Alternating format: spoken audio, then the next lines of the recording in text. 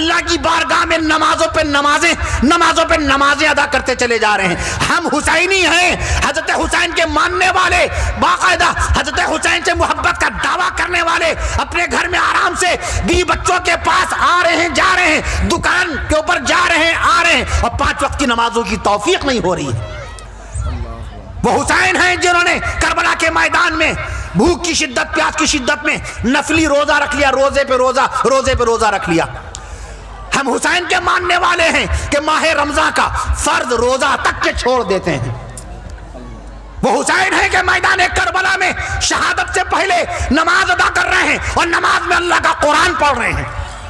ہم خوشحالی کے زمانے میں, سکون اور آرام و راحت کے زمانے میں, ہماری بیوی ہمارے قریب, ہمارے بچے ہمارے قریب, ہمارے بھائی ہمارے قریب, ہمارے اہل محلہ ہمارے قریب, ہمارے قریب, ہمارے عزیز و اقارب ہمارے قریب, ہماری دکان و مکان ہمارے قریب, ہمارا کھیت کھلیان ہمارے قریب, ہمارا آفس, ہمارا بزنس, ہماری تجارت, ہمارا کاروبار, سب کچھ قریب, ہر طرف سکون ہی سکون, آرام و آسائش, آرام و راحت. اس کے باوجود بھی 6 مہینے اللہ کے قرآن کا ایک پارہ نہیں پڑھتے.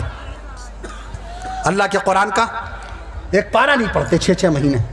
یہ کیسی محبت ہے قرآن. اقبال نے کہا قرآن میں ہو غوطہ زن اے مرد مسلمان, قرآن میں ہو غوطہ زن اے مرد مسلمان, اللہ کرے تجھ کو عطا جدت کردار, اللہ خالق کائنات ہے. اللہ 15 کروڑ کلومیٹر کی بلندی پر چمکنے والے سورج کو پیدا کر دیا. کہیے سبحان اللہ. سبحان اللہ. 3 کروڑ 64 لاکھ کلومیٹر کی اونچائی پر چمکنے والے چاند کی چاندنی کو اللہ نے ہم تک پہنچا دیا. سبحان اللہ. سبحان اللہ. آپ کرکٹ کی ایک بال کو ہوا میں لٹکا نہیں سکتے. یہ مہکتے ہوئے پھولوں کی لڑی بندھی ہوئی ہے تو لٹک رہی ہے, ہوا میں نہیں روک سکتے, معلق نہیں کر سکتے, روک نہیں سکتے.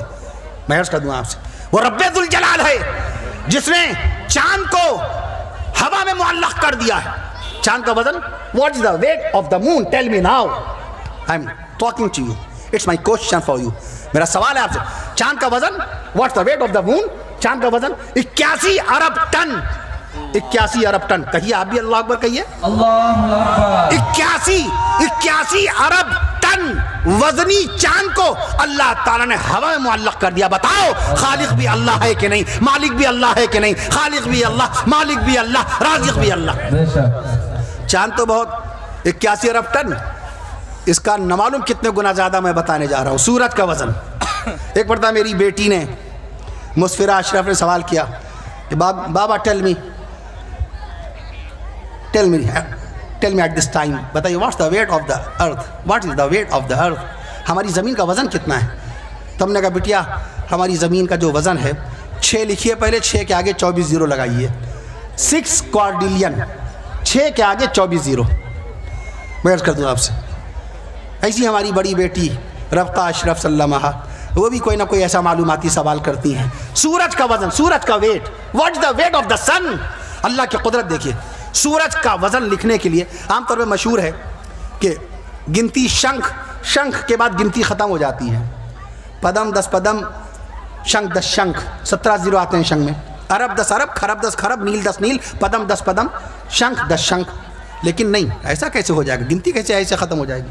ملین آپ نے سنا ہوگا, ملین 10 لاکھ, بلین 1 ارب, ٹریلین 10 کھرب, سیپٹیلین, سیکسٹیلین, کوارڈیلین, ڈیسیلین, نونیلین, آکٹیلین. یہ سنا آپ نے کسی میتھمیٹیشین سے جو بہت ماہر ہو گڑت کا, حساب کا, اس ٹیچر سے پوچھئے ذرا سے آپ, اور کہیے مولوی نے بتایا ہے.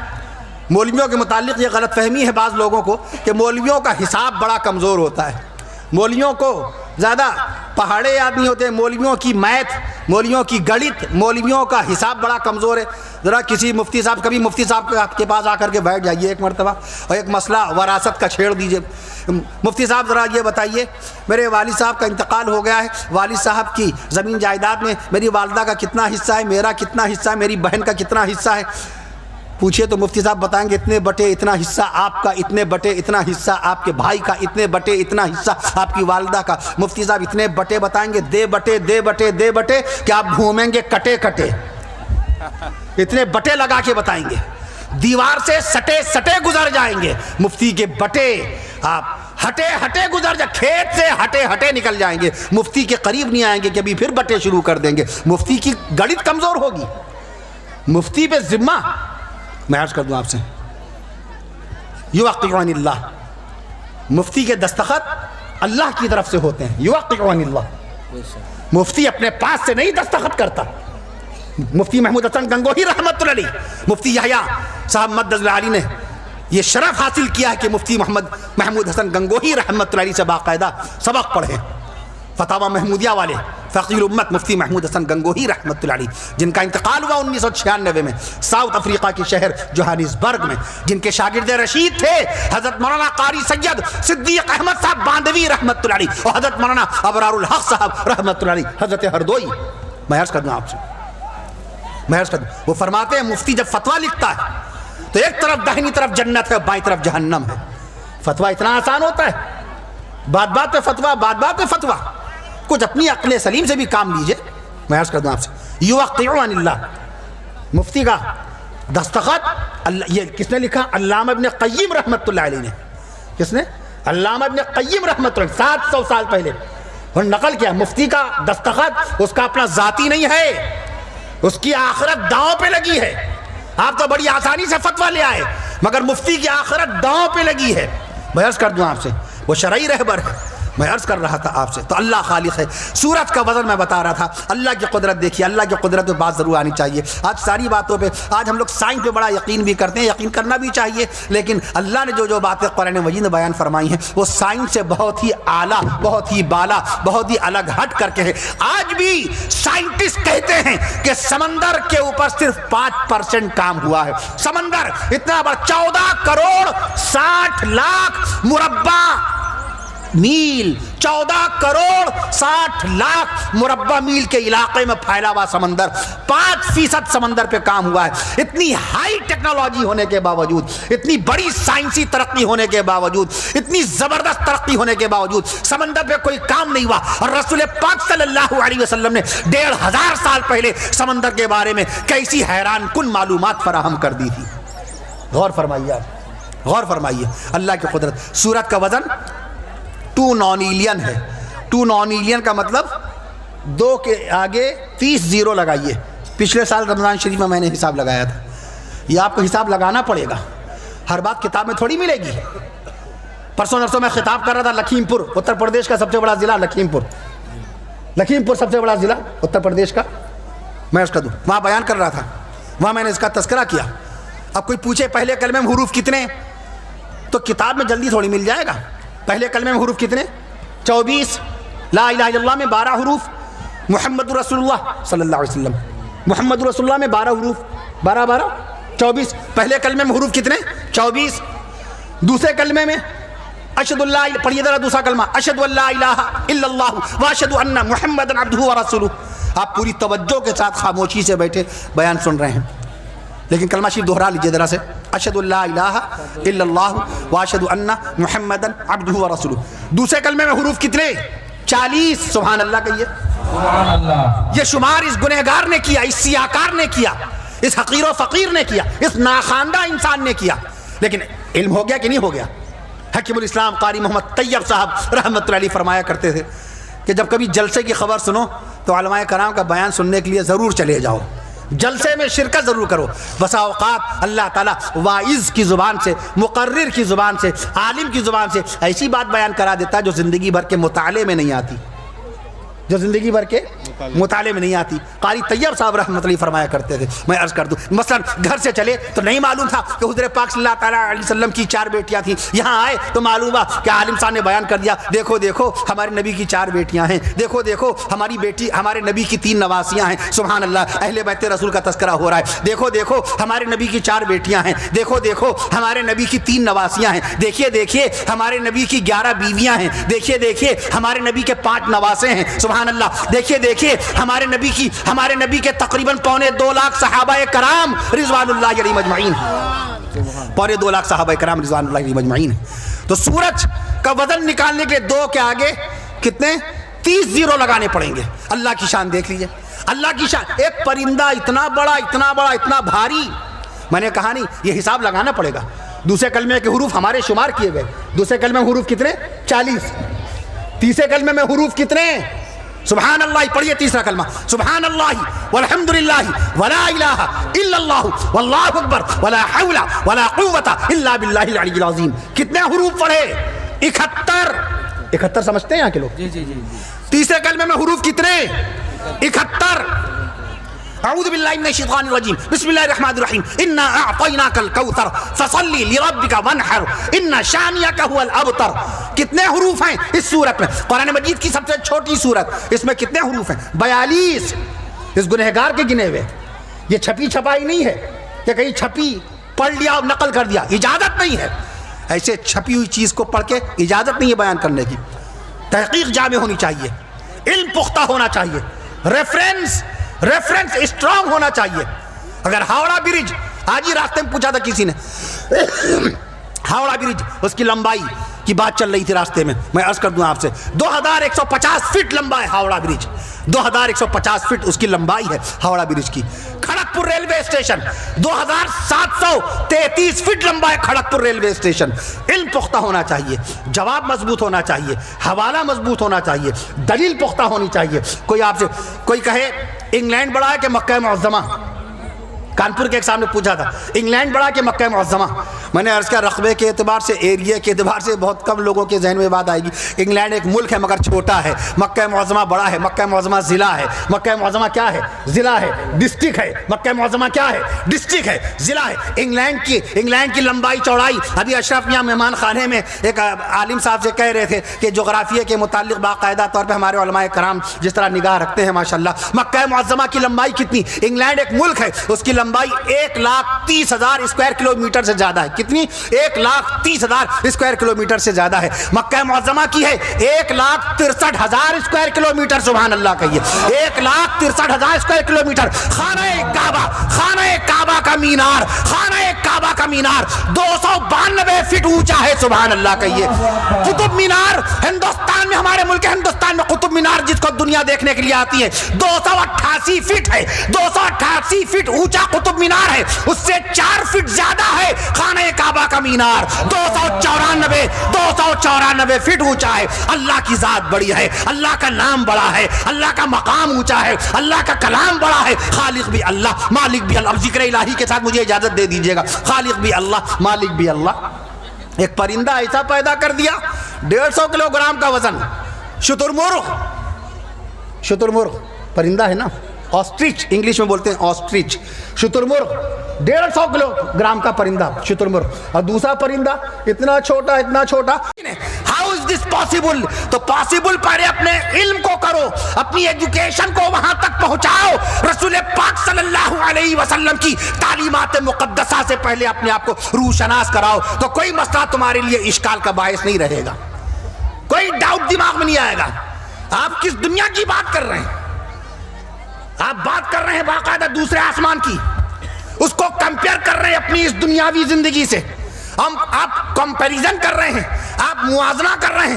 عالم خلق, یہ عالم خلق ہے, یہاں موت ہے, حیات ہے, ضرورت ہے, خواہشیں ہیں.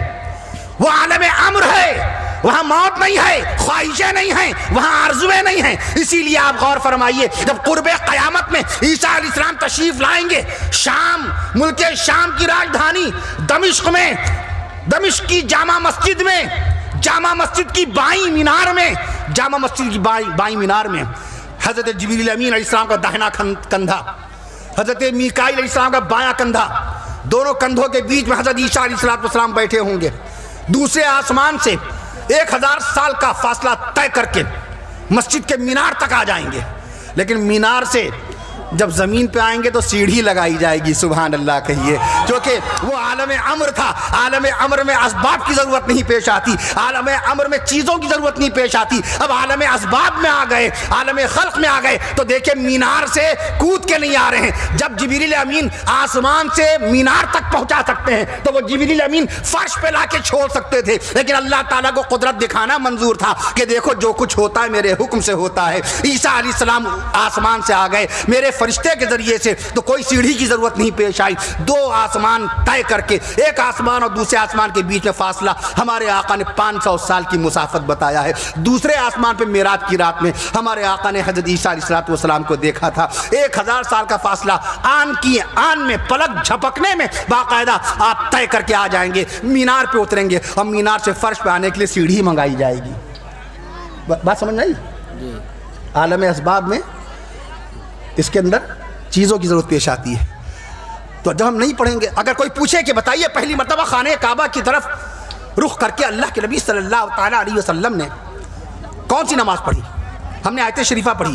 شعبان المعظم کا مہینہ لگ گیا, ہمیں دنیا بھر کی چیزیں یاد رہتی ہیں, اپنا برتھ ڈے یاد, اپنی میرج اینیورسری یاد, فلاں تاریخ میں میری شادی ہوئی تھی, فلاں تاریخ میں ہم والد بنے تھے, فلاں تاریخ میں ہم نے زمین کی رجسٹری کروائی تھی, فلاں تاریخ میں ہم نے کھیت کھلیان باغات دکان خریدے تھے. یہ سب یاد رہتا ہے, لیکن ہمیں یہ خیال نہیں رہتا ہے کہ اگر کوئی پوچھ بیٹھے کہ پیارے آقا صلی اللہ تعالیٰ علیہ وسلم جب مکہ معظمہ میں تھے تو بیت المقدس کی طرف رخ کر کے نماز پڑھتے تھے. مدینہ منورہ تشریف لائے, 17 مہینے کے بعد, تقریباً 17 مہینے کے بعد دفتن قبلہ بدل دیا. بیت المقدس کے بجائے خانہ کعبہ کی طرف رخ کر کے باقاعدہ سجدہ کرنے لگے, نماز پڑھنے لگے. یہ کس تاریخ میں واقعہ پیش آیا؟ کتنی بڑی بات تھی. اہل ایمان کا قبلہ بدلنے کا واقعہ کتنا بڑا تھا, کتنا بڑا واقعہ تھا, کتنے شکوک و شبہات پیدا ہوئے.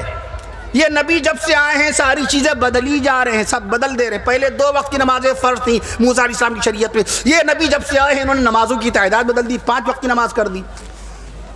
پہلے بیت المقدس کی طرف رخ کر کے سجدہ ہوتا تھا, حضرت عیسیٰ علیہ السلام نے بیت المقدس کی طرف رخ کر کے نماز پڑھی, حضرت یحییٰ علیہ السلام نے بیت المقدس کی طرف رخ کر کے اللہ کو سجدہ کیا, حضرت یحییٰ علیہ السلام کے والد حضرت زکریا علیہ السلام نے بیت المقدس کی طرف رخ کر کے اللہ کی بارگاہ میں سجدہ کیا, حضرت داؤد علیہ السلام نے بیت المقدس کی طرف رخ کر کے باقاعدہ اللہ کی عبادت کی. یہ رسول خانہ کعبہ کی طرف رخ کر کے سجدہ کر رہے ہیں. اس کا جواب ملنا چاہیے کہ نہیں ملنا چاہیے؟ اگر کوئی کوشچن پٹ اپ کرے تو اس کا جواب ہونا چاہیے کہ نہیں ہونا چاہیے؟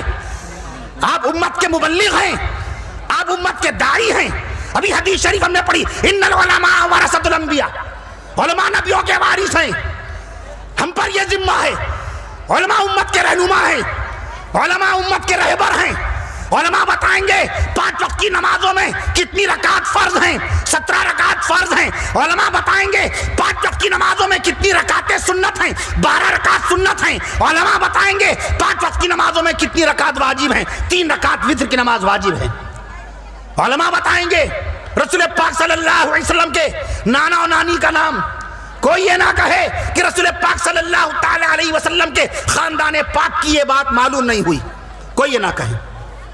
آج ہی غالباً شہر کلکتہ میں ہاوڑا میں ایک مسجد میں چند لمحوں کے لیے ہم لوگوں کا قیام ہوا.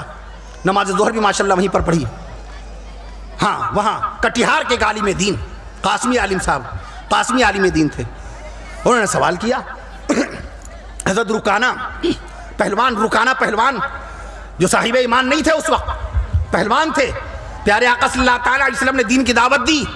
فرمانے لگے آپ کو پہلے مجھ سے کشتی کرنی پڑے گی, اگر آپ مجھ کو پچھاڑ دیں گے, کشتی میں آپ مجھ کو ہرا دیں گے, ریسلنگ میں آپ نے اگر مجھ کو ڈیفیٹ دے دی تو میں سمجھوں گا کہ آپ اللہ کے پیغمبر ہیں. اسی وقت میں آپ کے دست نبوت پر اسی وقت مشرف و اسلام ہو جاؤں گا. آقا مدنی صلی اللہ تعالیٰ علیہ وسلم کو اللہ کی طرف سے اشارہ مل گیا, وحی آ گئی, القاء ہو گیا, اے نبی راضی ہو جائیے. نبی نے پہلوانی سیکھی نہیں, نبی نے پہلوانی تو کسی سیکھی نہیں. سیرت کی کتابوں میں ملے گا بھی نہیں کہ رسول پاک صلی اللہ تعالیٰ علیہ وسلم کو کسی پہلوان نے, مکہ معظمہ کے کسی پہلوان نے نبی کو پہلوانی سکھائی.